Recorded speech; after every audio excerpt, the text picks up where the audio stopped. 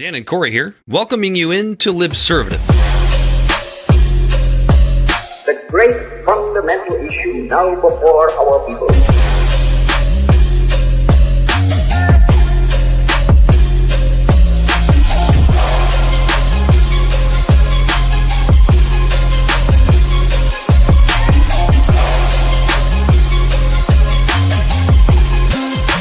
We, the people, cannot turn back.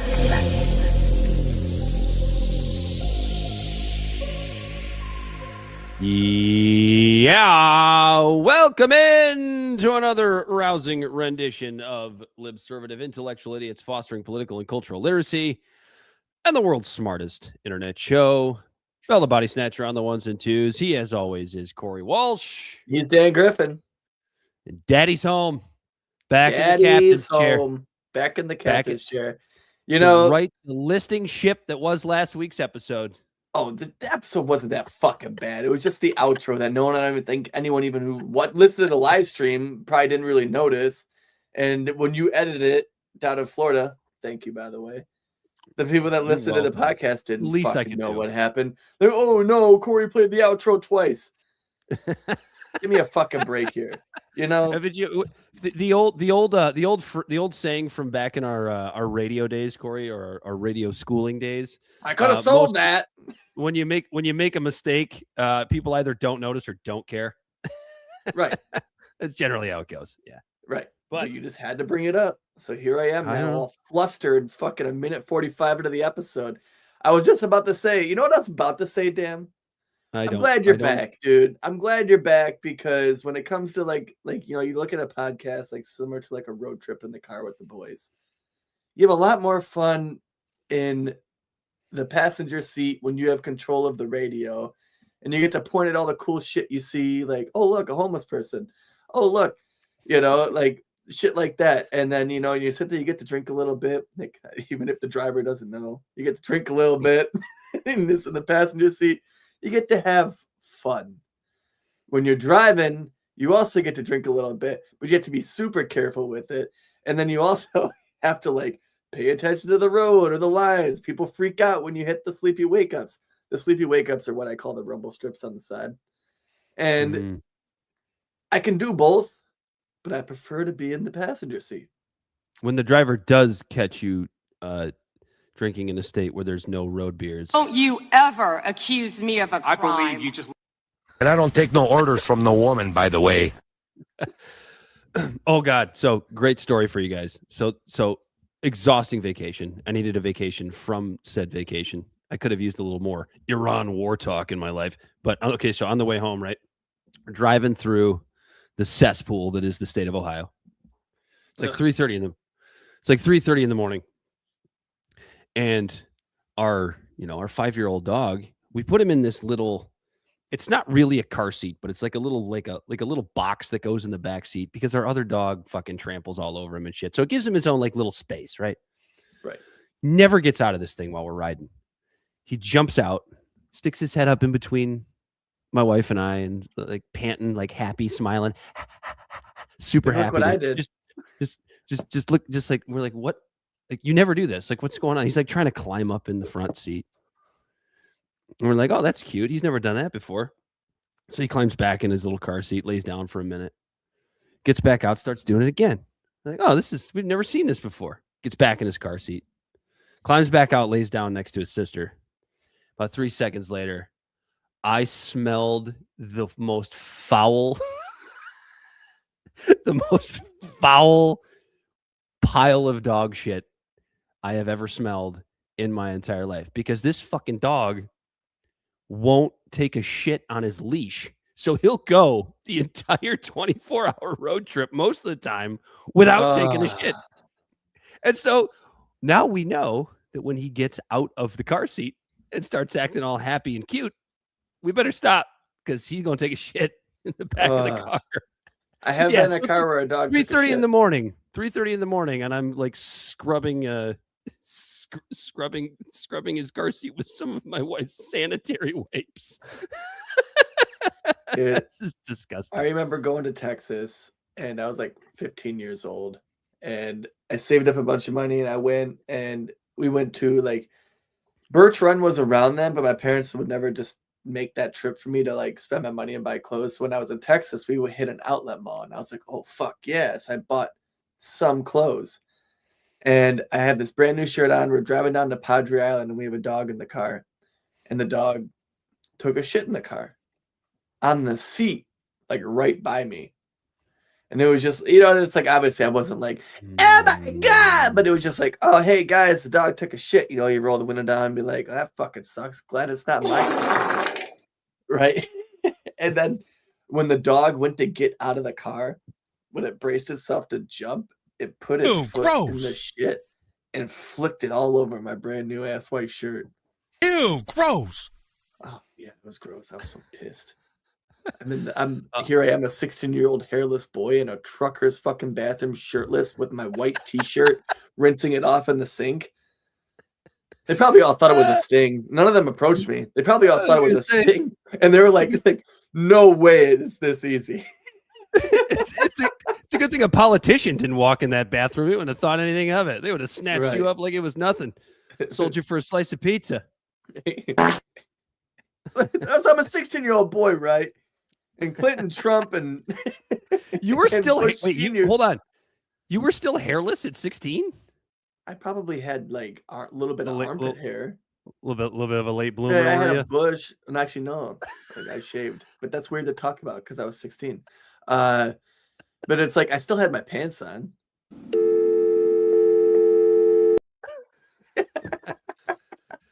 Honestly, it's a perfect start to this episode because because we're going to talk about the Epstein files. Not I'm really. Just kidding. But hey, Not they're really. still out there, and there is more stuff being released with it. And don't let all this craziness distract you from the fact that we have the name of the title, Joe Kent, in the title of our show. And everything is awesome. Nope, stop that. We'll get busted. But he is being investigated faster for leaking information, even though he resigned and didn't get fired for leaking information. Just now, all of a sudden, because he's a dissident to the regime, he's being investigated, just like Tucker Carlson with the CIA. And they're being investigated faster just for using free speech to talk than anybody in that goddamn list on the fucking Epstein files. I'll say two things. So, I'll say two things about that. Number one, everything is awesome. I'll say two things about that. Number one is the fact that, honestly, the Iran war, whether or not this was by design, I know a lot of people will make the argument that it is, but there's no way to really know at this point. It really has done a fantastic job of distracting people from the Epstein files. I mean, even people that are saying don't be distracted by the Iran war over the Epstein file, above the Epstein files, are being distracted. I sure am searching Iran more because the Iran war, well, that's the thing, right? The Iran war is going to affect our personal lives in a more tangible way than the Epstein list. The Epstein list is like, it's technically old news, and whether or not it was happening, it's just we're all finally learning about it. So it's just like everyone's like, all right, give me more. How the fuck did the government have all these files knowing this shit but not do anything about it? Like, were they complicit or incompetent? Either way, incompetent people need to be kicked out. Complicit people need to be kicked out. Yeah, Schumer. Right-wing people on the right. I forget who it was that was saying the biggest mode that we've seen. Cenk Uygur.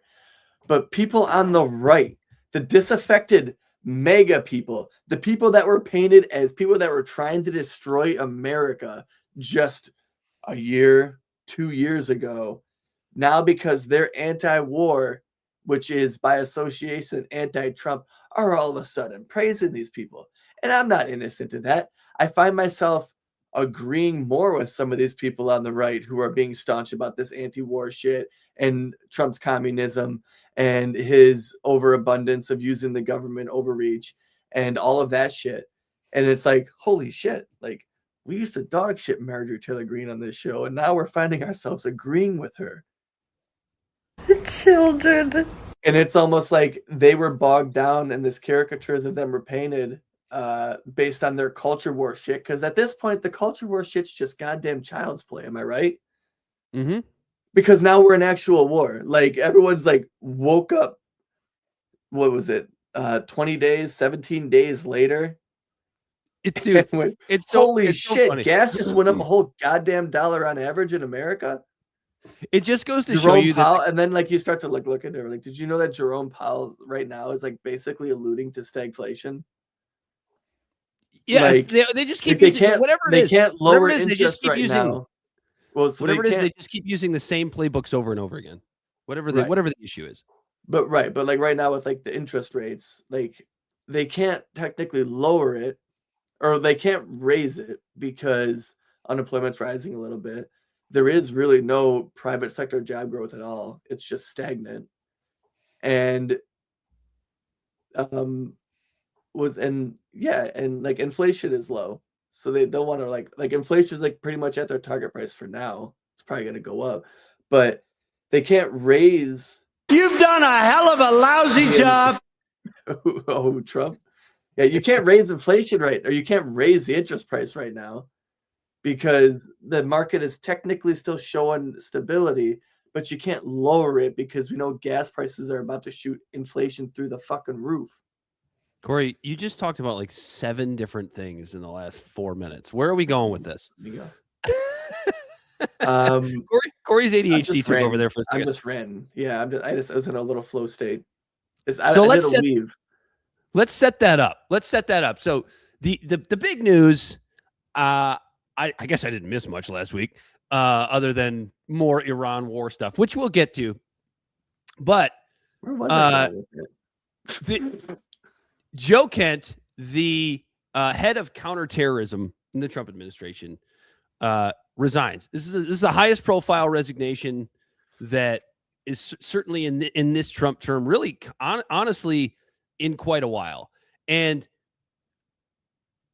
I have some beefs still with Joe Kent. However, I'm going to give him credit for being the principled one that understands that this war with Iran does nothing for anybody that is a United States citizen, that, or I shouldn't say that is a United States citizen or living inside of the United States. Could taking out Iran maybe in some outside way help Americans living in Abu Dhabi? Maybe. Takes away that quote unquote threat, I suppose. But then you should probably read a little bit more Scott Horton if you think that that's really the way to go about this. So Joe Kent walking away basically over the Iran war. Now, he went on Tucker Carlson, I think it was last night, and the audio version was released this morning, which I listened to. And listening to all of Joe Kent's reasonings for walking away, I thought they were all pretty good. Just based on, this war's bad. It's going to raise inflation. It's going to get Americans killed. Boots on the ground are possible. It is strategically advantageous for the nations that are supposed to be our enemies, although I don't think they need to be. But this is the way that they're talked about, and this is the way that we're moving towards, which is China and Russia. The way this has played out so far, it's good for them, right? He sees all of these things, shutting down the Straits of Hormuz, not good. Trump's begging other nations to come help out. They weren't going to help out. Now they're going to help out. Now they're sending. I honestly, so much has happened in the last 24 hours in that regard. I don't even want to speak on that part because I don't know exactly what's happening. But I'm still a little bit confused, or there's something missing about this Joe Kent resignation. And I'm going to tell you what it is. And it's the same beef that I have with, the Tucker Carlsons and the Megyn Kellys of the world right now. I love the fact that these people are against this war. That's a good thing. I'm not going to shit on them for that. But they keep doing this thing where they'll talk about how horrible the war is, what a bad idea it is. And they'll talk about how, however they put it, Israel dragged us into it, or Israel's blackmailing Trump, or Israel. And I understand that this is a war that Israel wants. We've been over that multiple times on this show. And this is a war that, at worst, Israel is manipulating or even blackmailing Trump into. At best, Israel certainly has a lot of influence on the White House in some way, shape, or form. No, they don't, Dad. Not at all. I know. Did you see what Trump just said to Israel? No, but hold that thought. What I was going to say is what Joe Kent and Tucker and Megan and others are missing here is that they'll walk right up to that line of holding Trump accountable for any part of it.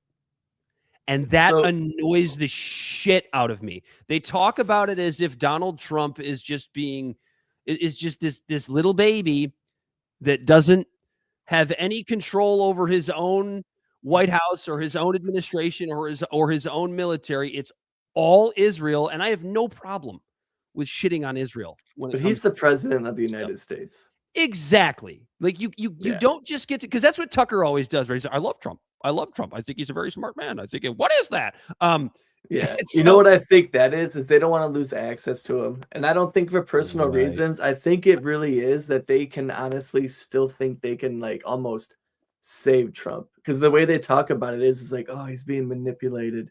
It's just, I don't understand what's happening. They're pressuring him and they're pushing him along, right?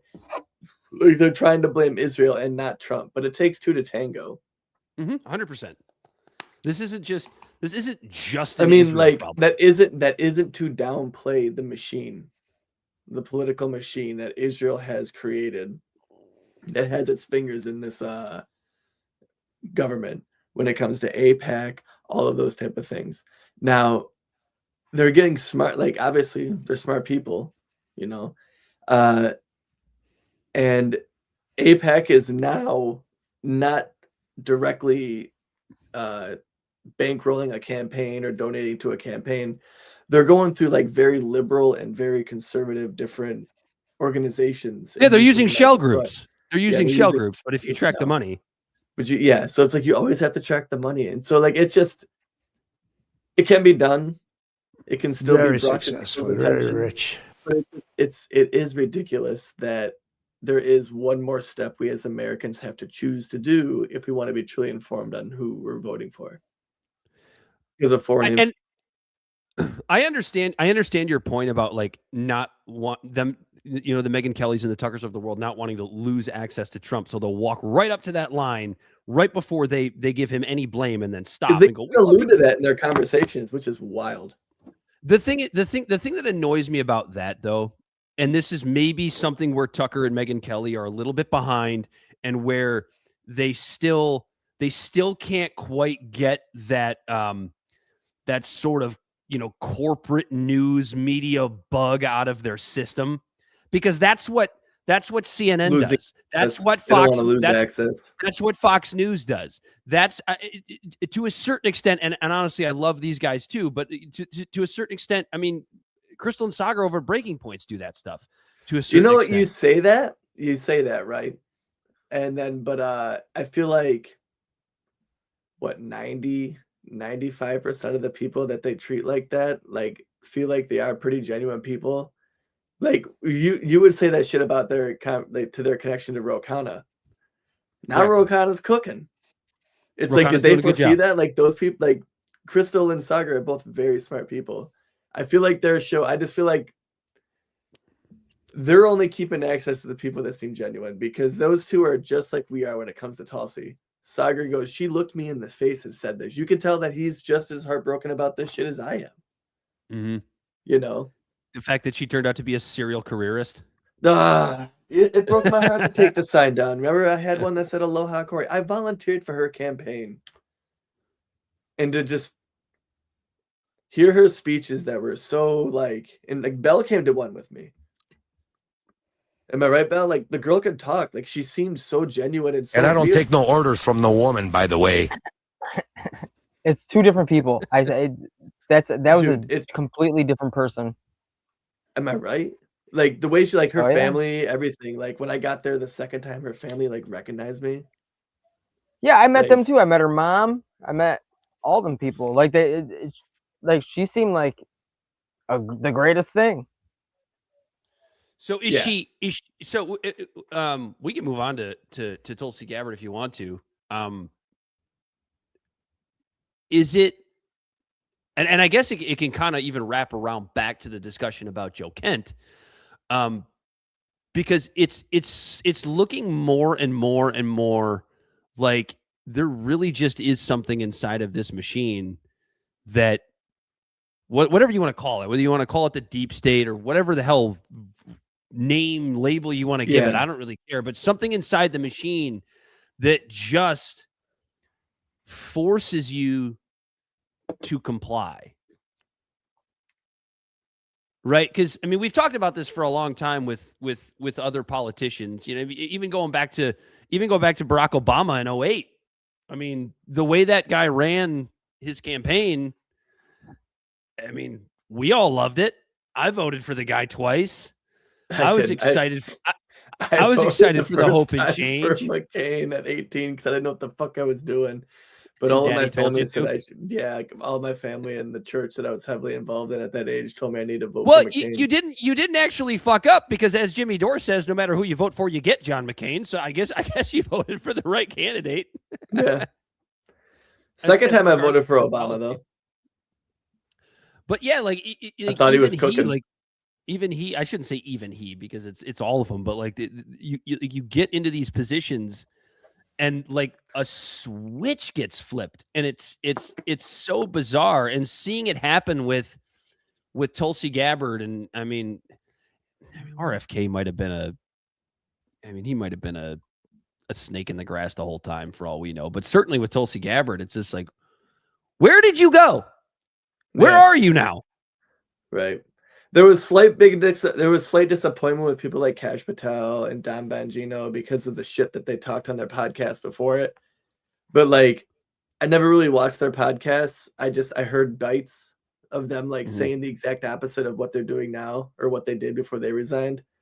And it was just like, damn, it's like this isn't the same person. But like, yeah, Tulsi made me like, I will never get my heart broken again type shit, right? Like, I'm callous against anybody. Like, anybody that is, like, running for office, doing anything. It's just like, I don't know if I trust you.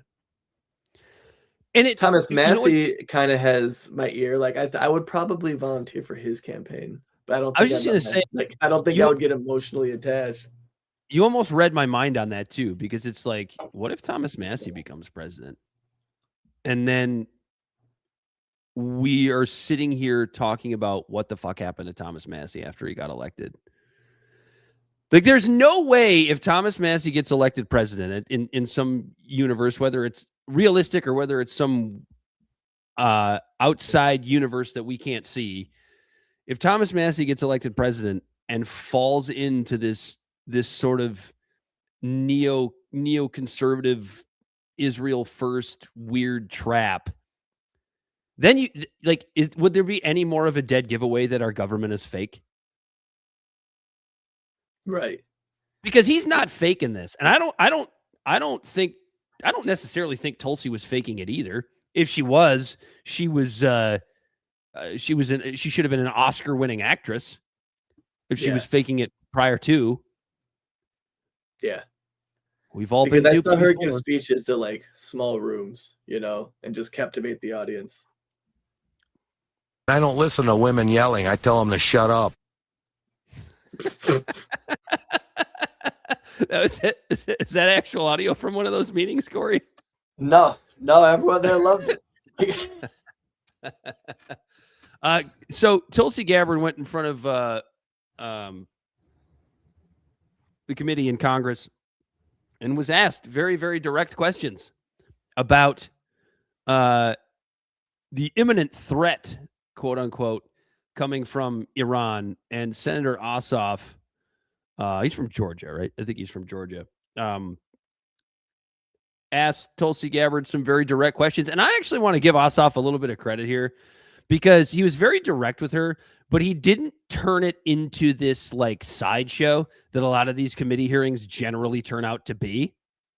So go ahead and roll it, Bell. We'll go ahead and play it. And then once I kind of remember what the hell Tulsi Gabbard said in this thing, we can dig into it a little bit more. Look, before you play it though, just in this still shot, she almost looks like she's being blackmailed in that still shot, doesn't she? It looks like she's got a gun pointed at the back of her head saying, "You better say the right things, bitch." That's funny, actually, because at the Mark Wayne Mullen hearing, confirmation hearing, Sean O'Brien was sitting behind him. Isn't that funny? Was he really, or is that a joke? I swear to God he was. No, he really was. You almost John Wilkes Booth that motherfucker. Like when you play this, open up a tab and look that up. That's true. I believe you. Go ahead and roll this one, Bell. Go ahead and roll Tulsi and Jon Ossoff. The White House stated on March 1st of this year that this war was launched and was, quote, a military campaign to eliminate the imminent nuclear threat posed by the Iranian regime, end quote. That's a statement from the White House. Quote, the imminent nuclear threat posed by the Iranian regime. Was it the assessment of the intelligence community that there was an imminent nuclear threat posed by the Iranian regime? The intelligence community assessed that Iran maintained the intention to rebuild and to continue to grow their nuclear enrichment capability. Was it the assessment of the intelligence community that there was a, quote, imminent nuclear threat posed by the Iranian regime, yes or no? Senator, the only person who can determine what is and is not an imminent threat is the president. False. This is the worldwide threats hearing where you present to Congress national intelligence, timely, objective, and independent of political considerations. You've stated today that the intelligence community's assessment is that Iran's nuclear enrichment program was obliterated and that, quote, there had been no efforts since then to try to rebuild their enrichment capability. Was it the intelligence community's assessment that nevertheless, despite this obliteration, there was a, quote, imminent nuclear threat posed by the Iranian regime? Yes or no? It is not the intelligence community's responsibility to determine what is and is not an imminent threat. Okay. That is up to the president here's the problem. Based on a volume no, of it is precisely that he receives. It is precisely your responsibility to determine what constitutes a threat to the United States. This is the worldwide threats hearing where, as you noted in your opening testimony, quote, you represent the IC's assessment of threats. You are here to represent the IC's assessment of threats. That's a quote from your own opening statement. And so my question is, as you're here to present the IC's assessment of threats, was it the assessment of the intelligence community that, as the White House claimed on March 1st, there was a, quote, imminent nuclear threat posed by the Iranian regime? Yes or no? Once again, Senator, the intelligence community has provided the inputs that make up this annual threat assessment. You won't answer the question. It is the nature of the imminent threat that the president has to make that determination based on a collection and volume You're here of to be information and timely. intelligence that he is provided with. You're here to be timely, objective, and independent of political considerations. Exactly what I'm doing. No, you're evading a question because to provide a candid response to the committee would contradict a statement from the White House. Let me ask you about. Well, that was the end of it. I have some advice for Tulsi. Just lie. Like you lied anyway. You lied, like this idea that she. Well, so like, what's interesting is like she didn't like. It's just like I don't know what we're like. This part right here is like the really like fucked up part, right? It's like, and like the quietness that she's had, and then the which I don't know how much you're supposed to actually say for DNI, right? For Department of National Intelligence, because one of my arguments I used against people for this war was a year ago. Back in the last intelligence assessment or whatever, she stated, there's video of her at Congress, saying that Iran poses no nuclear threat. It was her intelligence agency that said that. And then since then, she has been in the doghouse. And then it looks like here she is trying to capitulate. She's trying to, but that's the whole thing. This is what tells you that Tulsi Gabbard doesn't have the principles that we hoped she had when she took this position. She is valuing her job over the truth. This woman who ran around for a fucking decade talking about how regime change wars are bad and shitting on the war in Iraq. And, used to talk about, Dave Smith made this point on his show earlier today, talking about how she used to run around and talk about about her brothers and sisters in arms died these needless deaths. But now she's got her nice cushy job as the head of national intelligence, and she can't just say the reality, which is that no, Iran posed no imminent threat of nuclear weapons. She can't just come out and say that. And so, now, she's right. dead. She's dead to me. Right. Yeah, now she can't. But she's also, this is what's frustrating, right? She's also not coming out and saying that they fucking did. Right. Just leaving us in the dark. Just lying by omission. Intelligence agency. It's like, well, that's dude, if they actually did, and we had all the intelligence that they were going to launch fucking missiles at us, prove to me that, and then it's like, okay, this makes sense now. Right. But they don't have that, and the only evidence we're going off of is the last almost a fucking year ago's intelligence, other than people saying it. But it's like they also said that about Mark Iraq. Levin screeching it loudly on Fox. Right. But they've been saying it for the last 30 fucking years. It's and this idea show me the evidence other than people just saying it, because they all know they're not stupid. These guys that have AIDS and everyone watching polls for them, they know that government trust is at an all-time minimum. You have to prove fucking everything. We can even use Ronald Reagan's words himself, trust but verify, about our government. And so we can't, and when we heard this gimmick before with Iraq, we didn't believe it. And I mean, we did believe it, and it's just we're not believing it now. But Corey, there's a huge difference because they're not even bothering the fucking answer. People cite the intelligence agency for rhetoric.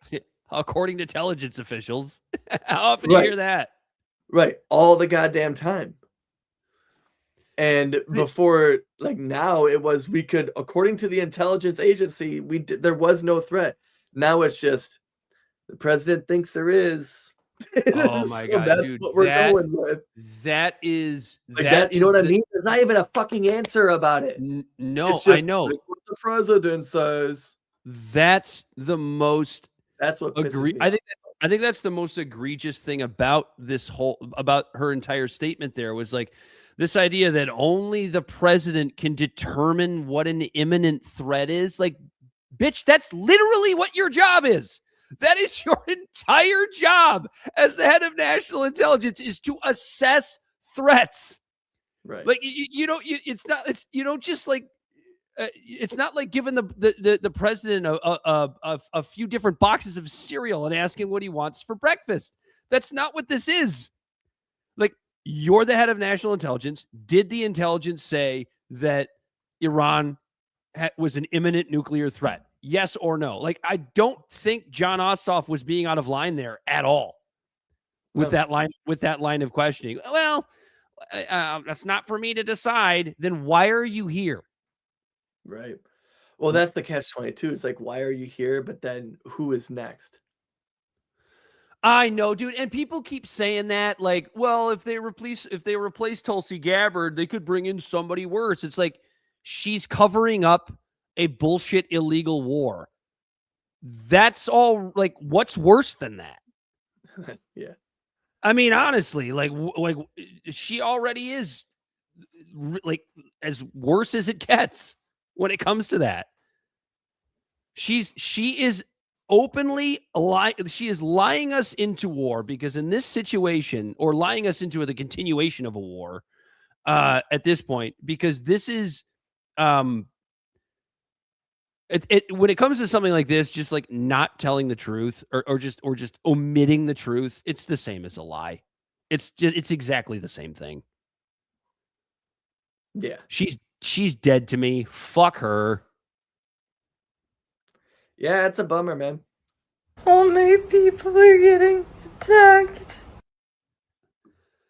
I don't know. I don't even think I'd call it a bummer anymore. Like it's just it's so funny when we're going through. Dan, here's me right now. I'm so sorry. I wish I could do something, but I can't. And it just brings me back to like all of the confirmation hearings of RFK and Tulsi Gabbard and even Kash Patel to an extent, where it's like I was sort of like weirdly, I was definitely rooting for Tulsi Gabbard to get confirmed. RFK I was mostly rooting for to get confirmed. Kash Patel, I always knew he was a fraud, but I was like, he's a little bit of an outsider. But and I'm watching these confirmation hearings and the clown show that they were, and they ended up getting confirmed, but I always had the thought at the back of my mind of there's still something about this that stinks. You know, it's the same reason I couldn't, even with all of the nonsense back through the 2024 campaign and Biden going senile and, you know, Kamala Harris essentially being thrust into his seat without any sort of democratic process whatsoever, and going, okay, yeah, I really want those people to lose, which is why I was like sort of tongue-in-cheek rooting for Trump, but there was always a reason I could not pull the lever at the polls for that man. I just couldn't do it. I didn't do it. And this, what you're seeing right now, this is why. This is why I couldn't do it. Because this is what was promised with Kamala Harris's campaign. More or less. There's going to be war. There's going to be lies. Like Israel would still be bombing Gaza. Yeah. The Biden campaign was already starting to talk about how they didn't like Maduro down in Venezuela. Yeah. And Iran was considered a threat. How much would be different? Like realistically, like, and I want to ask our listeners this question, because we have smart people, our small but loyal audience. Seriously. If we were living in an alternate universe where Kamala Harris had won that election, how much would be different right now? There would be things on the margins that would absolutely be different, 100%. But when we're talking about things like war with Iran, the Ukraine situation, the Gaza situation, the inflation situation, oil price situation, like what would be different? We probably wouldn't have these tariffs. That probably wouldn't exist. So maybe inflation wouldn't be quite as high. Some things that might be worse. I mean, I don't know. That's kind of tough to predict. Oh, the borders would still be open. So you have that. Yeah. If Kamala Harris had won, we'd still have people flooding over the borders. But so it's like, yeah, so there are things that would be different. Well, but here's the thing. It might have gotten blundered and we would just be in a war with Venezuela. That's fair. We wouldn't even be in a war with Iran just because we didn't all out war with Venezuela. I mean, you know, and maybe the Maduro thing doesn't happen under a Kamala Harris administration. I don't know. The war hawk's gonna war hawk, man. And the trajectory, like Trump just picked up where Biden left off with the war. He came in, started giving weapons, saying he was selling them to them instead of just giving them to Ukraine. Weapons were still going to Ukraine. Weapons were still going to Israel. And what's different? What is different at all with specifically the Gaza-Israeli crisis now than it was when Biden was president? Can you think of anything? I mean, I guess there's a talk of the United States just owning Gaza after. Right. The rhetoric changed. The rhetoric Right, changed. But what's happening, right? Like they're talking about like they're technically at a ceasefire. There was a ceasefire, I think, one or two of them under Biden too, right? It's oh yeah, but Trump did them. Remember, Trump did the first ceasefire before he was president, and he got all the credit for it. Right. Yeah. So there was ceasefires under Biden. There's ceasefires under Trump. We're giving them money, and they're throwing bombs at people in Gaza. It might have petered out a little bit because there's nothing left to bomb, but that didn't change. The Ukraine shit didn't change. Taiwan shit didn't change. It's like, so would Trump have been, well, the Maduro thing probably wouldn't have happened actually, because that all started with the boats and the war on drugs and all that shit. Remember, it just seems like such child's play now compared to this Iran shit. But can we go back to that? Can we go back to where we were just bombing speedboats off the coast of Colombia? Can we just please go back to that world? How about none? Dan, there's a novel concept. How about neither? I'm just trying to compromise here, Corey. Donald Trump is a bad guy. He's a bad person. I'm just trying to take what I can get. You've done a hell of a lousy job. Bell, what did you have for us? You gotta shoot something. Right, the expiration date. Like all of these, all this ammunition only has a certain expiration date. Oh yeah, that's true. I should go check my ammo. I know. Pretty old. I was just talking about that. It's good when you're 26 million for one ammo. You gotta make sure you use it. You know. Bell doing the show from a burning oil field tonight. That's correct. Straight from Qatar. Is it Qatar? Is it Saudi Arabia? Is it Iran? Is it Israel? Is it Oman? Is it Lebanon?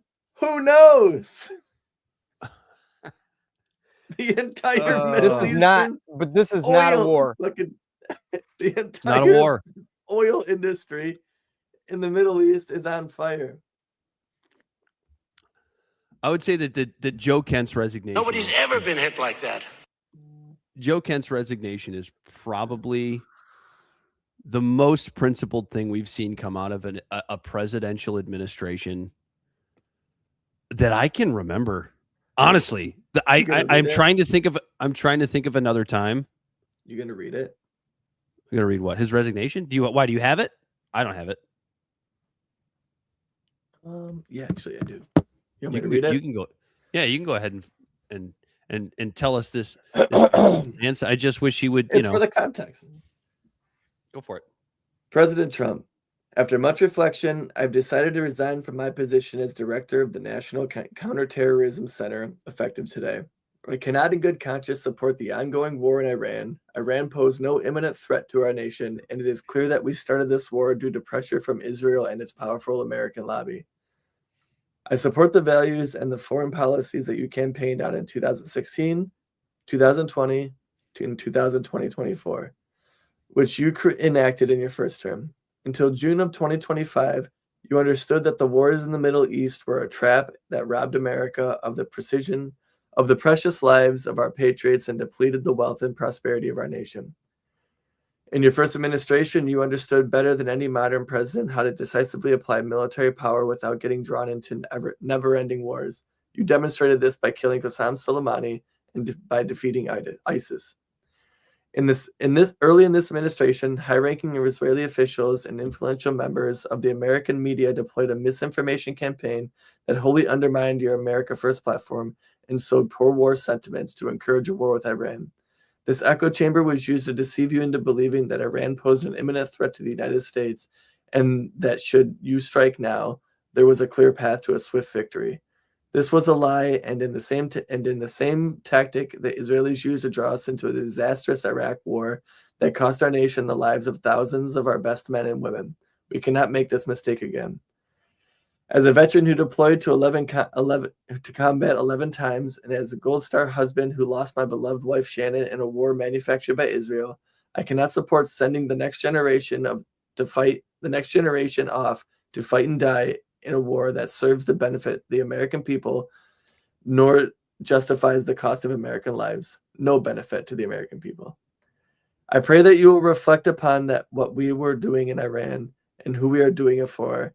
The time for bold action is now. You can reverse course and chart a new path for our nation, or you can allow us to slip further toward decline and chaos. You hold the cards. It was an honor to serve in your administration and to serve our great nation. Joseph Kent, Director of National Counter-Terrorism Center. I didn't have. I do like that he did like a kind of like a soft landing of like trying to say like, hey, Donald, you're doing the wrong thing here, but I still love like he's but like while still washing his balls while he was doing it. Well, everyone and their brother knows Trump's is a narcissist. You got to stroke his ego, and you get it. Like, you don't want him, like you want, like we in a perfect world, he'd be like, his letter would just say, "Hey, fuck this, fuck you," right? But it's like that's not it. And you know how correct Joe Kent is for doing this by. But then it's like who fills his shoes? Just another yes man. Probably a more hard line yes man. It doesn't matter. It's super symbolic. It's super symbolic in a good way. But you can tell how right he was to do this based on what happened, what is already happening, and what is going to continue to happen surrounding Joe Kent, which is going to be unbelievable character assassinations. You know how they have the for the stock markets, like they have the reverse Kramer. You ever heard of this? Yeah. Like Unusual Whales or one of them does it where it's like whatever Jim Cramer on CNBC predicts is going to happen in the stock market, the opposite's going to happen, and you're going to make more money betting against Jim Cramer. This is it's kind of the same thing when it comes to anybody leaving this administration or anybody going against this administration. I call it the reverse Mark Levin. Like whatever Mark Levin is about to say about Joe Kent, the opposite is probably true. Like whatever he says about anybody, essentially, is probably true. So I remember doing a small dive with him, because what do you know about Joe Kent? I know that he was just a Trump loyalist. He was a loyalist. He got elected, or he ran for Congress on basic. He was like alt-right. Like he was like reaching out to like Nick Fuentes type shit before Nick Fuentes is what he is today, where like strangely more people seem to like him. But he was like super fringe like back then, right? And like he was mega. He was true mega. And I guess that's what kicked this off with me when I went on my little rant earlier. It's crazy that even though everything that's going on, how quick the Trump derangement syndrome kicked in, that they're gonna like now the liberals and the Democrats are gonna try to embrace this guy and clutch their pearls about this guy resigning. That even he did it. He's anti-war, but it's like, yeah, but you guys were dog shitting him a week ago. Yeah. Well, they didn't even notice he existed a week ago. Yeah, or a lot of people didn't even notice that he existed, right? But it's who's Joe Kent? But I guess we can't dog shit on that too much because you can't let the enemy be the perfect of the good, right? Or you can't let good be the perfect of, or you can't let good be the enemy of perfect. Right. I just the fact that this guy is he is a Gold Star husband. He did, what did he do? 5 combat tours in, I don't remember if it was Iraq or Afghanistan, but he did several combat tours in these bullshit Israeli-led wars of choice. And he'd finally had enough. And like, and you get that at least there was some principle with Joe Kent, because I mean, I'm sure when he was whatever he was doing to campaign for or get the job of the head of counterterrorism, he heard the same things we all heard when Trump was running his fucking campaign about no new wars and about releasing the Epstein files. We all heard that. I'm sure Joe Kent heard that. And we still have this whole deal about, like, is it a war? Is it not a war? It was going to be over in a day. Now it's going to be over. We can't play both sides of this. And like it pisses me off because like MAGA likes to do this shit. You can't take Trump at his word for every single goddamn thing regarding this war, except for the part that he actually calls it a fucking war. If it's a war, it's a fucking war. I'm not saying that. Hegseth is saying that. Trump is saying that. Rubio is saying that. They're all calling it a fucking war. And it was supposed to be over in a day. But then it's not. And then Trump, you know what? Trump's dumbass, I think he really thought it would be. I do too. I think, and we're not the first people to have said that. I think he was really convinced that he could go in and it was going to be a Maduro situation. You know, he's going to take out the Ayatollah, and it's still presented as if like if you could go what so many people don't understand, or maybe they do understand, they're just lying about it for other purposes. It is this idea that you could probably take out the next 20 members of the IRGC. You could probably take out the next 20 high-ranking officials. Like, they have contingencies in place to replace these people. Like, Iran is not. Iran has a constitution. I know it's not. And here's the thing: it's not this third world country that we're told that they are. It's not a third world country, and it's insane too that like Iran is showing their capabilities, and people are twisting it and going, "See, this is why we had to do it. Look how powerful they are." It's like, yeah, they were, and guess what? They never truly encroached on anyone's borders. They stuck to themselves. And now we're stuck. They did it through proxies, Corey. They did it through proxies. We all have proxies. Yeah, America's proxies fucking flew planes into the fucking trade towers, the trade center. Okay. The Twin Towers. America's proxies did that. America's proxies overthrew the Iranian government in 1953 in the first place. I mean, it's just like, give me a break. Yeah. They have proxies. Right. But it's like, and like here they have it's clear that they had quite a bit of flex, more than people were led to believe in the Middle East. And guess what? They never did. They never fucking used it until they got fucked with.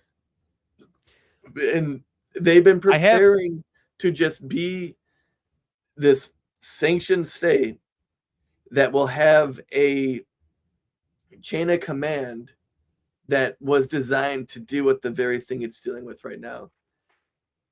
Iran isn't Libya. Iran isn't Syria. It's not a despot. Even though like it seems like there's like these supreme leaders that they call them, and there's these figureheads, they have a constitution. Their government is designed to no, it's not like ours. But it's designed to stay in place and keep moving if people are killed at the top. And that's another huge thing. And it's all set up to where, and then the other thing is it's all set up to where every little branch all spies on each other within the government. Like it's a lot like ours.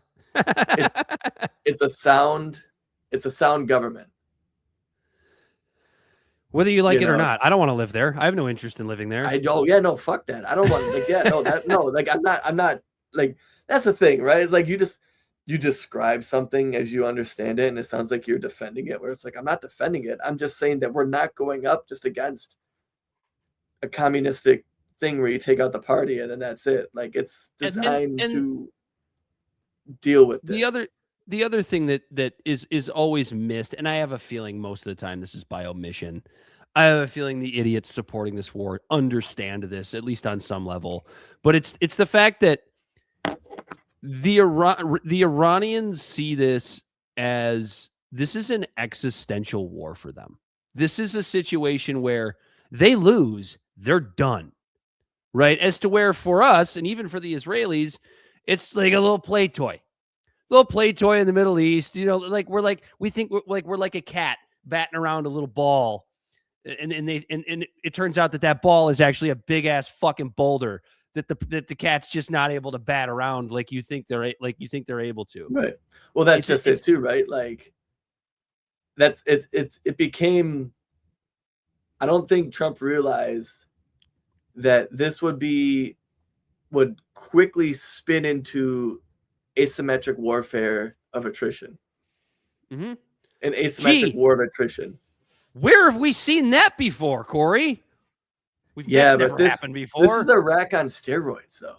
You know what I mean? Like, Well, I wasn't even just talking about Iraq. I was talking about Afghanistan. Vietnam. Vietnam would be the one that you like. Vietnam is probably the closest example of how this is ramping up. Like we're doing. And what was that? What was that? That was also an existential war for the communist Vietnamese. Yeah, this is an existential war, and every time you drop a bomb and you kill someone's family, they're going to unite with their government and be like, "All right, we believe you. Make the nukes."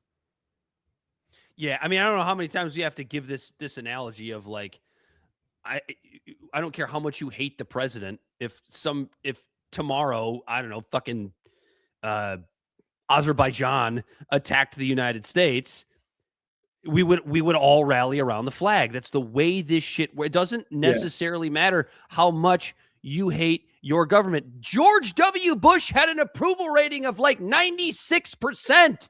Following 9/11, George W. fucking Bush. Yeah. Think about that for a minute.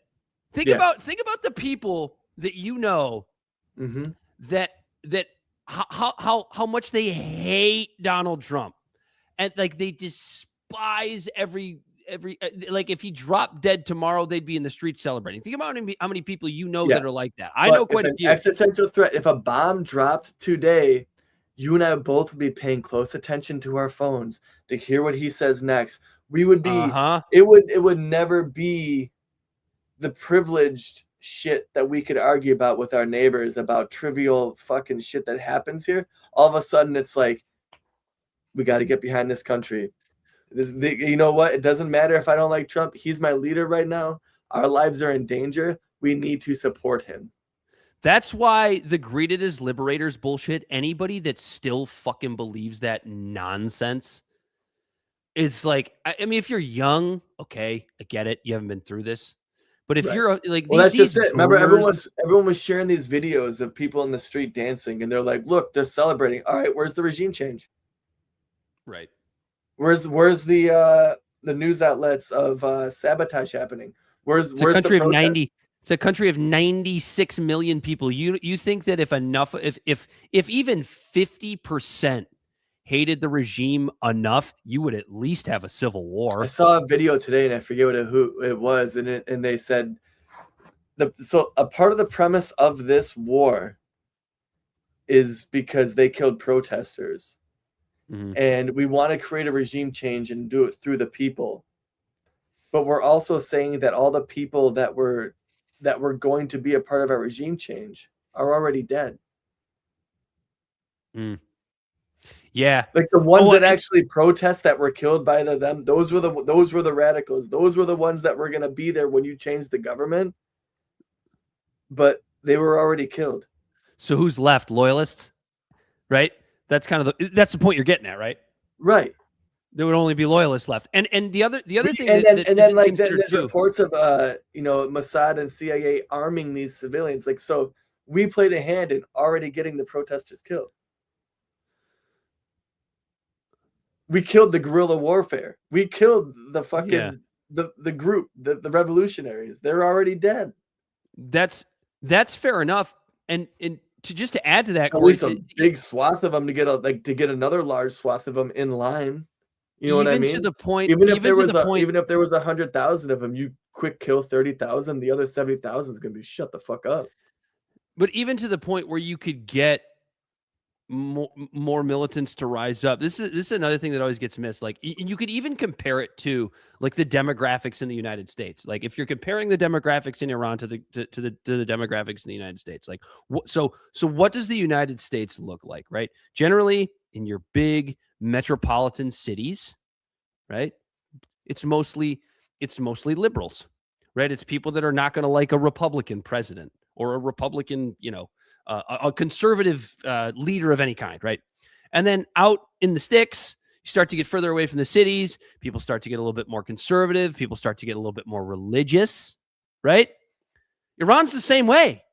Like what is the liberal part of Iran? It's the center of Tehran. Tehran, right? The area we're bombing. But the further you get out away from Tehran and the bigger cities, just like in the United States, people get a little bit more conservative. People get a little bit more religious, right? People get a little bit more supportive of of an Islamic regime. So it's like this, all the Iranians are in the street celebrating. Dude, it's almost like, and you listen to that, and that same scenario can be placed on virtually any society. Any society. And it's almost like you don't even need to study a country and do all of this shit to like learn about this other people and do all like this thing to become an expert on talking about this, because you're going into it through the lens of these are different people. When if you just assume they're the same, you can cut out all the bullshit. Yes. If you just assume they're like you can answer a lot of questions. Right. Or at least obviously that's on the macro scale. Obviously, on the micro scale, it's different. Sure, like, but people even talk about culture. They're like, "What do you know about Iranian culture?" It's like, bitch, we have like 17 different cultures just in our country alone. Like, fucking, like the Creoles and Cajuns in Louisiana are not the same as the rich white people in fucking Connecticut. You know what I'm saying? They're far different from the people. Well, they probably have a lot similar, but like people up in the UP of Michigan. Yeah, like that. Like we don't even know. We don't like. There's no American culture. Like, sure, there are things that like we all enjoy. Like we all enjoy football, and watching football on a college Saturday, and all these things. There are things that we all have in common culturally in the United States, but like we have countless different cultures just in our own country alone. Yeah, people who's to say that a country of 96 million people in Iran aren't the same way? People in Michigan are eating stuff that's a little bit different than the people in Los Angeles, and the people in Los Angeles are eating stuff that's different than the people in Texas. Like on a normal dietary, we're homogenized, but we're also like seafood on the East Coast. Yeah, I mean it's I don't know. It just drives me. I just hate the whole, speaking for an entire nation of what they want, because it's just like, imagine if another nation did that to you. It just drives me insane. Do you have anything else? Do you have anything else you want to add about Joe Kent's resignation? You're about to see him just get lambasted. You're gonna see God, he's gonna get killed. Yeah. Hopefully, just figuratively. Oh yeah, hopefully figuratively. Obviously, yeah. Like in the media, like they're just gonna run him through the goddamn ringer. Nobody's gonna buy it. And you know what he'll probably do? You know what he'll probably do? Probably write a book. He'll do a podcast tour. He has said that's not why he did this. Right. He has said that's not why he did this, but he probably will. Some kind of memoir. My memoir inside. But you know what he'll do though? Because just like Tucker and Megyn Kelly doing this thing of really rallying against this war, but they'll walk right up to that line of shitting on Donald Trump. Dude, he'll wait till after Trump's out of office to do it. He will. Oh yeah, no. In the Tucker interview, he was definitely, they were still basting Trump's balls. Oh yeah, they ball washed him quite a bit. Yep, Trump has no agency apparently, according to some of these people. And I listen to almost every episode of Tucker Carlson, and I can tell you, he'll walk right up to that line.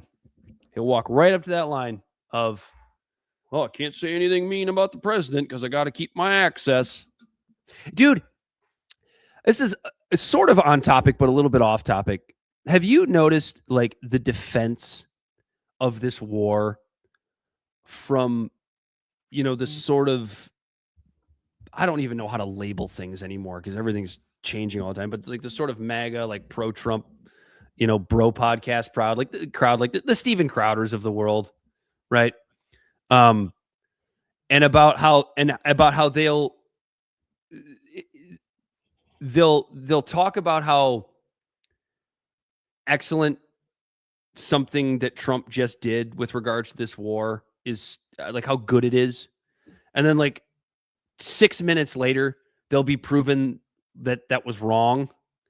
But then they'll just move on to the next thing. Like they're literally, I only say that to say this. The podcast space, and I think we talked about this, Corey, a couple of years ago, about how this might start to happen. The podcast space is just in certain spaces, it's just turning into what corporate news used to be. Whether just it's trying to be first. maintaining access, and just it's just audience capture. The audience capture is atrocious. All they do is go on and tell their listeners what they want to hear. From a business perspective, I understand that. You don't want to lose listeners. Those are the ones that pay your bills. But but don't do the CNN thing and kowtow to your listeners and then sit there and talk about how you're the fucking arbiter of truth. Go fuck yourself. You're not. Yeah. I don't know. I was just a little. No, you're absolutely right. And like I think that's what makes our show a little bit unique. Is like we just disclaimer, like we're not the arbiters of truth. Or I mean, what we do is we come on. What we do is we come on this show and we talk and we tell the truth as we see it. Right. When we're proven wrong, we admit it. Right? I think we've done a really good job of doing that in the now 5. What is it? God, what are we on? 5 years we've been doing this show now. I think maybe 4. It's getting close to that. Only because I feel like the number 3 was in my head for a long time, so I think this is 4. June of 2021. So we're approaching the 5 years. Hey, happy anniversary! Hey, look at that. But yeah, it's just I don't know.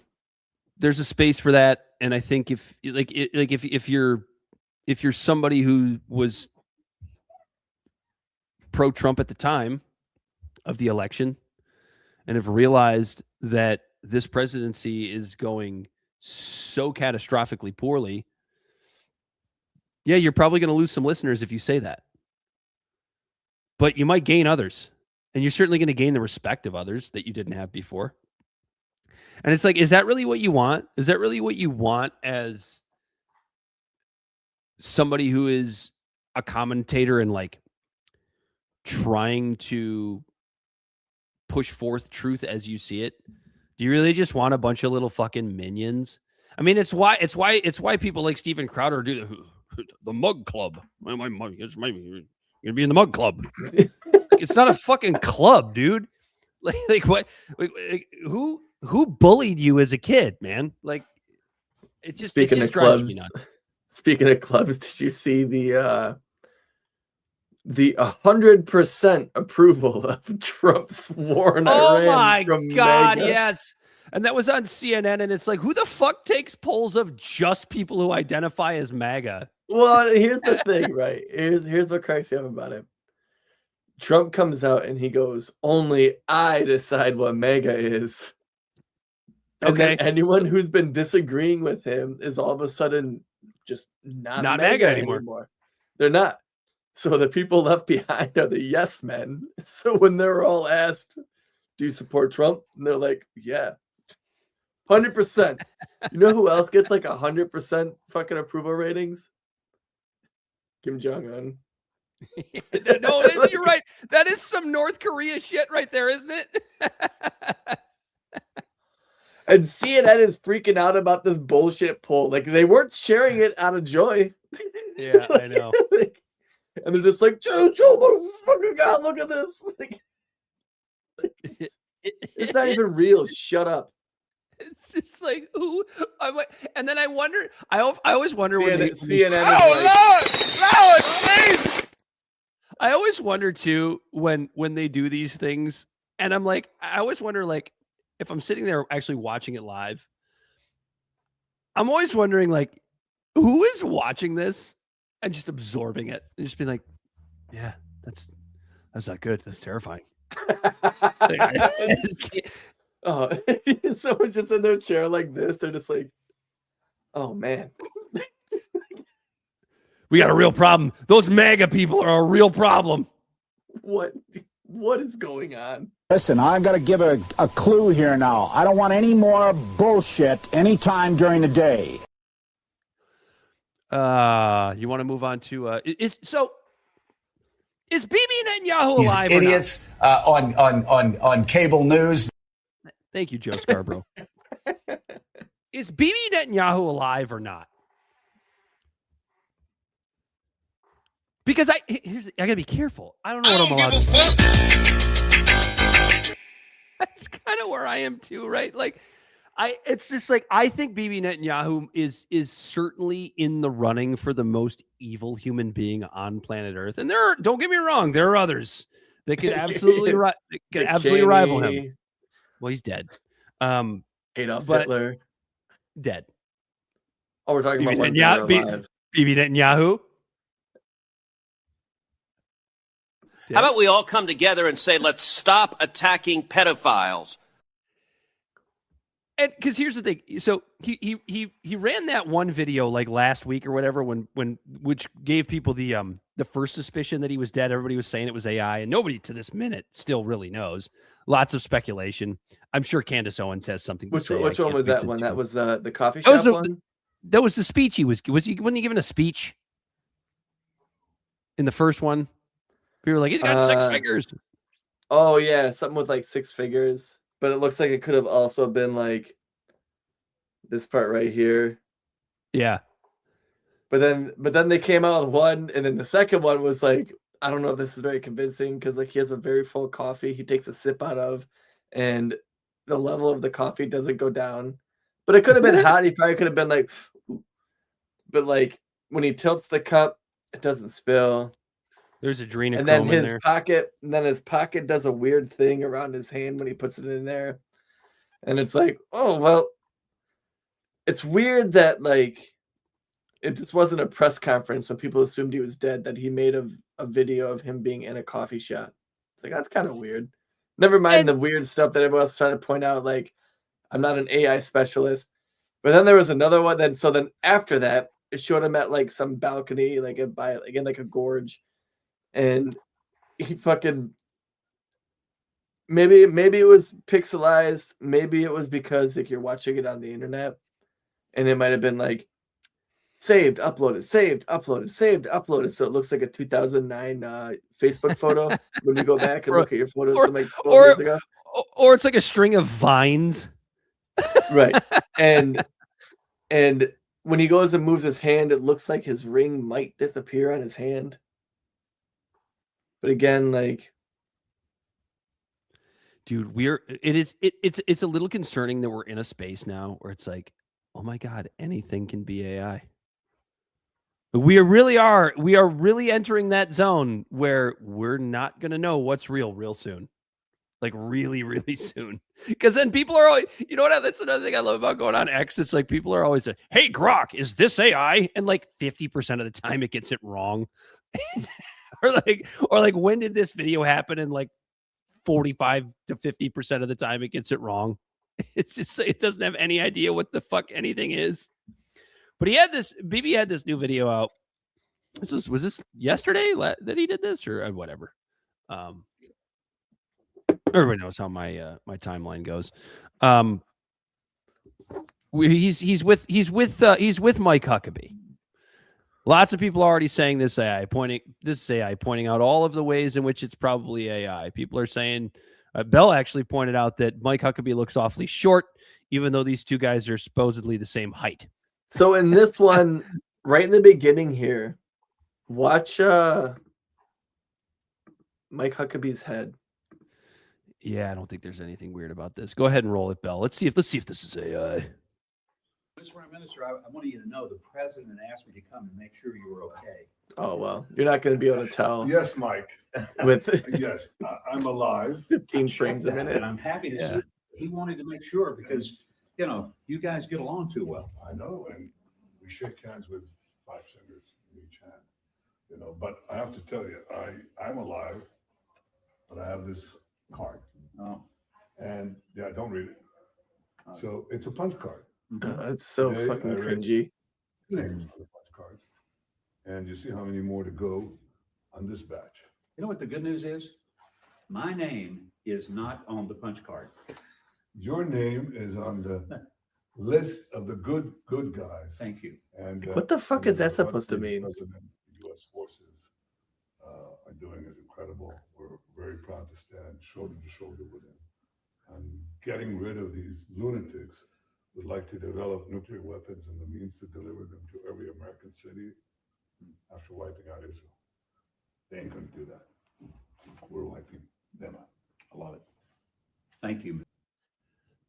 How unbelievably evil to brazenly come out, saying that this is real and that it's not AI. No, it's just it's weird. Like, you know what the good thing is? My name's not on that list. It's like, why would it be, Mike? Yeah, why? What?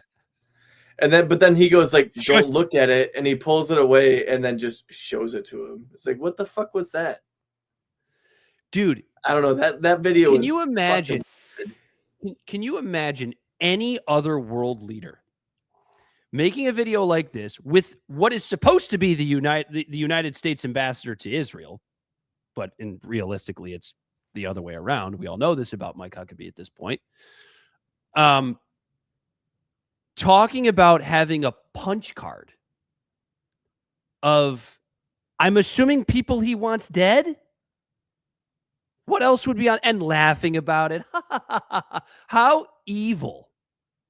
Yeah, do that broad daylight to say who else was who else is on that card, Bibi? What other names are on that card? Don't look at it. Syria, Iraq, Libya, are those names on that card, or are they just human beings that are on that card? Is Charlie Kirk's name on that card, Bibi? Sorry, it's already punched.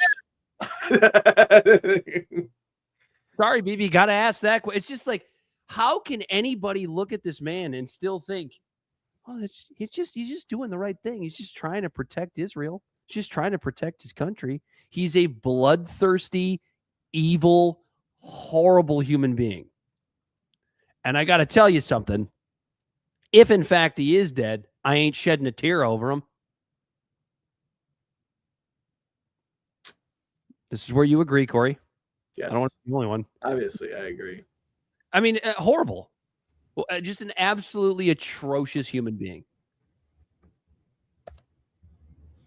Evil is the only word to describe that. And then you were telling me, Corey, Corey, before the show started, about how he came out in recent days and was talking about how, actually Bell might have said one. I think you said one, Bell said the other, but in recent days, he was talking about how he wants to make sure that all Middle Eastern oil is run through Israel. Yeah, he was proposing oil pipelines, and he was saying that there's like volatility in maritime travel. So like there should be pipelines, and they should just go over to Israel and then go through Israel. And have it all shipped out from Israel. But we don't need the Straits of Hormuz anymore, Corey. Problem solved.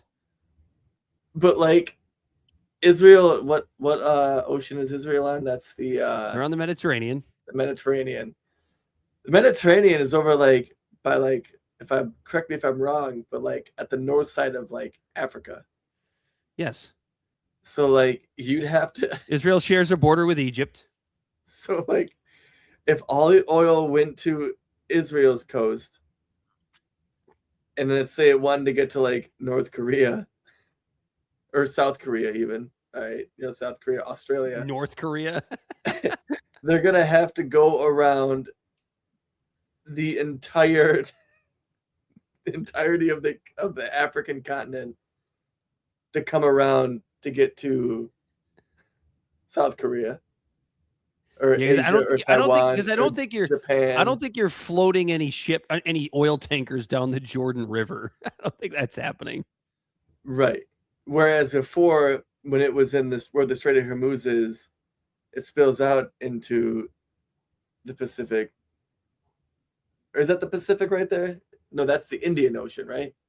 Yeah. Yeah, which connects to the Pacific because that's out through the Gulf of Oman and then out into the open ocean. So like, their solution is just add thousands and thousands of miles to maritime. Because when it gets to the fucking coast, they still have to use maritime. But he said something about like the volatility of the Strait of Hormuz for maritime travel. They should just pick it up in Israel. Well, that would solve that problem. We don't need the Straits of Hormuz anymore. Suck it, Iranians. It's just, I mean, isn't that just more proof of like what Bibi's? Unless there's a canal right there where like Europe in the Middle East meet Africa. If you can get through right there. But I don't know if you can. There's nowhere to go. They ain't nowhere to go. Does it just prove what Bibi's endgame is here? It's all about Israeli hegemony in the Middle East. It's all about not being able to play nice with your neighbors. And if you control all the oil, what do you need them for? You know, if you don't have Americans bitching about gas prices because global oil prices skyrocket because nobody can get a ship through the Straits of Hormuz, all the power is in your backyard. Like that's the end game here. Just add it onto the Greater Israel Project. I guess there is a channel there.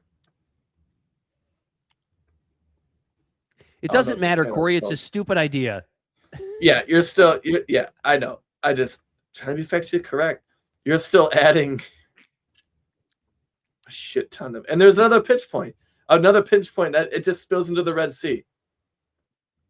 So that other channel goes to the Red Sea. So the option is deal with the pinch point by Iran in the Strait of Hormuz, and or everyone moves their pipelines to Israel, and then you deal with the Red Sea, where there's another strait by Yemen, which is another country that isn't really a fan. That doesn't matter. Western hegemony. They'll all be a part of Greater Israel if Bibi gets his way, so it won't really matter. The other thing Bibi said was that Jesus was not as powerful as Genghis Khan. Yeah. Where you at, evangelicals? Where are you? Corey, where are your evangelical friends? I don't know. Probably at church. probably at church listening to some fucking Zionist pastor talk about, well, you know, it's, I mean, really, realistically, Jesus wasn't as powerful as Genghis Khan. He didn't kill as many people. He doesn't have as many offspring. So again, I guess Bibi's got a point. How are they going to defend that one? How are the evangelical Zionists going to defend that one? They'll find a way. So Genghis Khan is more powerful than God, right? That's what yeah, that's what essentially. That's what Bibi Netanyahu said. Hello. Yeah. I'm here for the gangbang. That's what Genghis Khan said. He probably did. Which side are you on? Which side are you on? What else do we have? Oh, we have Kevin Hassett. Bell, you got that? You got that video? I did send you that one, right? He's one of Trump's economic advisors, who basically said, if this war continues, it won't be that big a deal. It's not really going to hurt the American economy. It's just going to hurt consumers. Go ahead and roll this, Bell. It's very short. It's like 20 seconds. But this motherfucker actually said this shit. The U.S. economy is fundamentally sound, and that if it were to be extended, it wouldn't really disrupt the U.S. economy very much at all. It would hurt consumers, and we'd have to think about, if that continued, what we would have to do about that. But that's like really the last of our concerns right now, because we're very confident that this thing is going ahead of schedule. The U.S. economy is fundamentally sound. That is someone who's so detached, out of touch from the American consumer. Yeah, that right there. The way he was talking is the type of talk that MAGA people used to hate about elitist liberals. When Bill Clinton had the smartest cabinet ever. Remember, that was what was said about him. It's you know what? Yeah, fucking Robert Reich. Yeah, you know what? The worst economist on earth. You know what? GDP might not go down. GDP might continue to go up. And all the different things that mark what a macro economy is. But a macro economy is just the collection of everything growing, but in the micro scale of all of that is millions and millions of Americans foregoing a lot of shit because their gas price at the tank just doubled. And So, unemployment hits. And the unemployment hits same 10%. amount of money is being spent, but the people at home don't feel that way. The people at home are like, yeah, I'm spending more money on eggs, but because of that, Christmas sucked for my kids. Yeah, I'm still spending the same amount of money, but I had to downsize and sell my house. Yeah, long-term pain for short-term, or short-term pain for long-term gain, Corey. Yeah, I'm still spending the same amount of money, but I didn't do the road trip with the family this year. You know, like it's the same amount of money still being spent by the consumer. Is still going to make the GDP and everything grow. Basically, what he said there was, Wall Street's going to be fine, but Main Street might have to take a little bit of suffering, as if. Yeah. I mean, that's like all the industries, all the important, like all the main industries are going to be fine. Like healthcare is going to be fine. Oil and fossil fuels and energy is going to be fine. Like all of like the big boys on the block are going to be fine. It's just the average consumer is going to be spending more money on that shit to where they're not going to be able to spend money on frivolous things. They're still going to buy an oven when it breaks, but like that's just going to put them back more. The economy, you know what I mean? Like, he's right. The economy might be fine. But he's also right when he says that the consumers are going to be hurt. But at least he was nice enough to add on, well, if we got to that point, it's something we might have to think about. And it's just like, or we could just not do this, you fucking assholes. We could just not do. And this is where it's like, how are you not seeing this yet? Like, how are you after all of this, after COVID, after 4 years of Joe Biden, after the Iraq War, the Afghan War, the ballooning of your tax dollars being sent overseas, the ballooning of your tax dollars putting in unbearable red tape to stop entrepreneurs from being able to engage in the economy from an ownership perspective, and the deflation of your dollar, which is really what inflation is. It's just making your dollar worth less. It's not that the product is worth more. It's that your dollar is worth less. And you have it through Democratic administrations, you have it through Republican administrations, you have it through Trump, which was supposed to be something that was a little bit different, or at least that's how the campaign was run. And it's just in the amount of MAGA people that still don't see that is far too high. I am happy that it is shrinking. We are seeing it continue to shrink more and more and more. But as long as you have these assholes like Kevin Hassett getting into the president's ear and being like, it's going to be okay. Like, Mar-a-Lago's still going to be standing tomorrow if we do this, Mr. President. Oh, okay, that's good. We'll go ahead and do this anyway then. And for what? Because the whole thing about this war is they didn't even bother to lie to us about it. I mean, at least with Iraq and Afghanistan, they tried to lie to us about it. They tried to lie about all of the reasons why we needed to take Saddam Hussein down, or why we needed to take Gaddafi down in Libya. I mean, what did they have for us this time? Iran might get nukes one day. Like, that's it. Well, it was that the craziest part is, and I'm so glad that we do this show and we record everything. We said on this show about 3 weeks to a month before this shit popped off, or like 3 weeks to like a month before Trump even started talking about, oh, well, their Navy is no good. Now they can't have ballistic missiles. We said on this show because Israel said it first. And I think we made a joke, like, how long do you think until America starts saying those words? And then it happened fast, and now we're in war. Yeah. That's the world. I mean, that's just, I don't know. I don't really have that much to add. I had something that I thought I was going to say, and then it kind of skipped past my mind.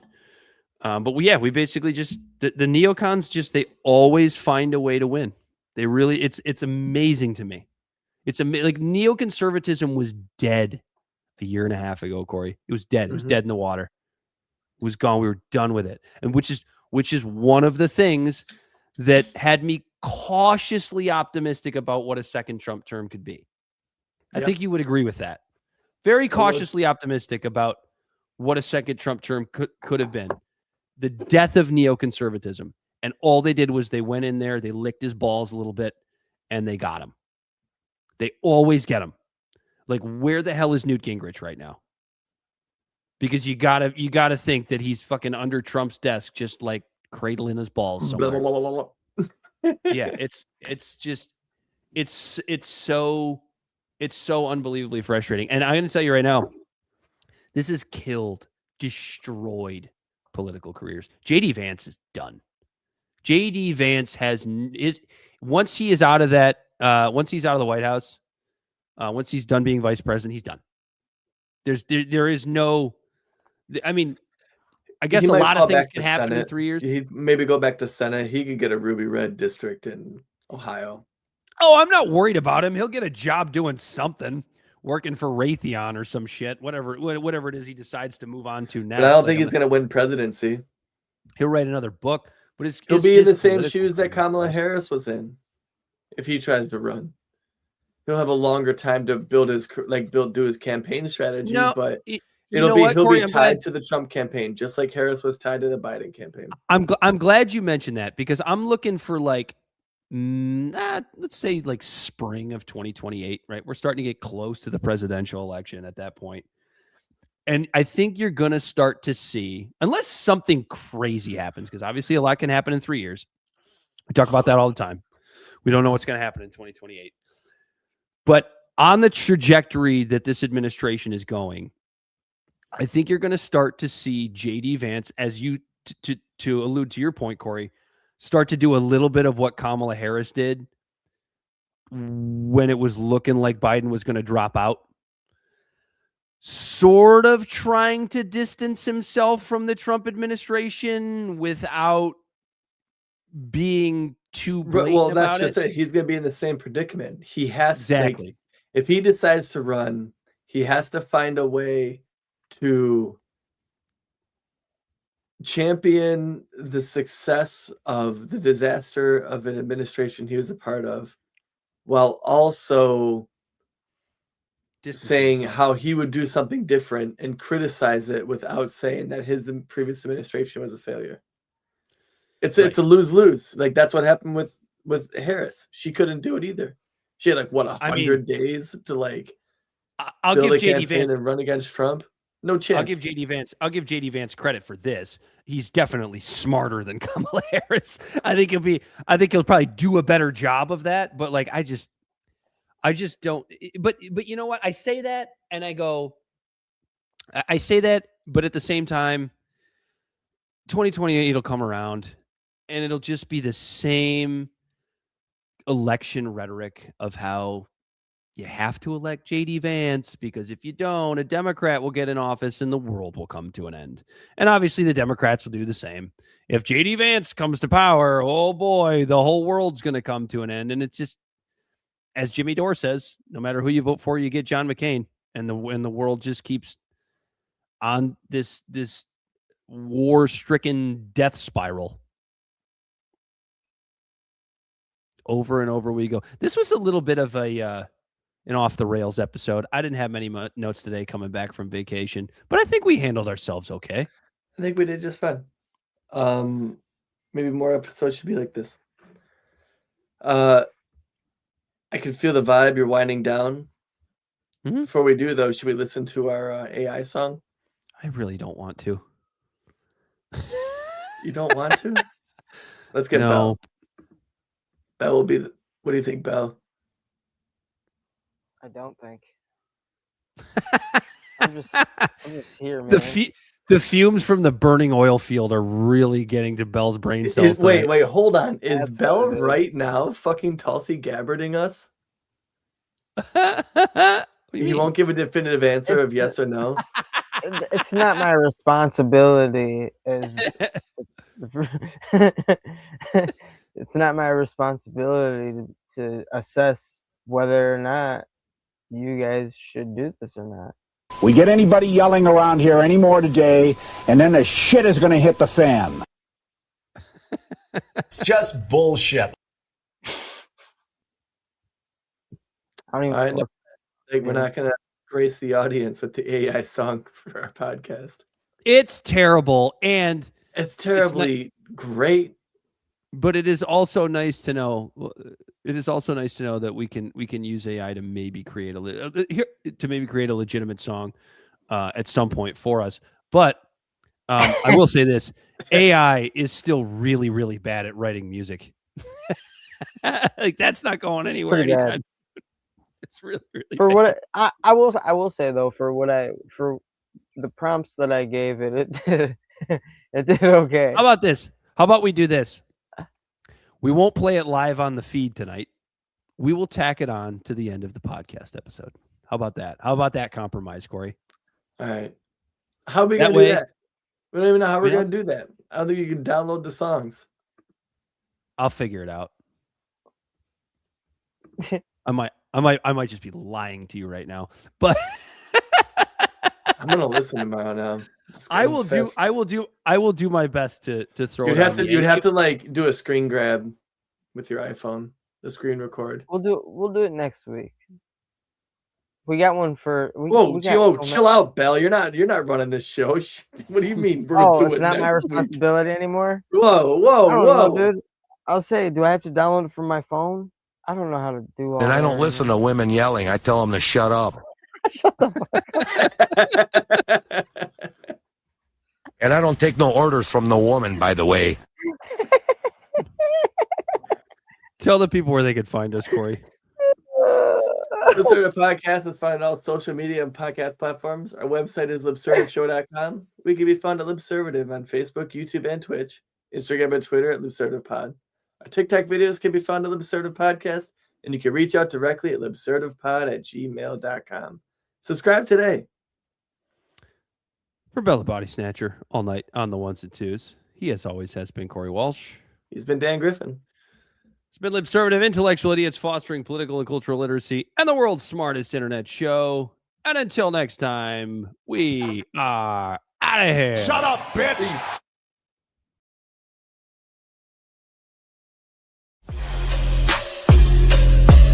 The great fundamental issue now before our people.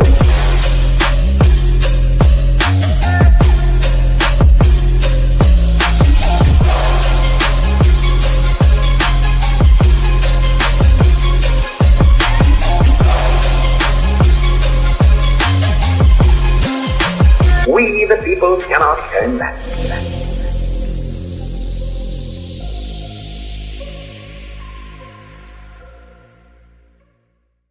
Somebody must lead, or else the fight would not be made at all.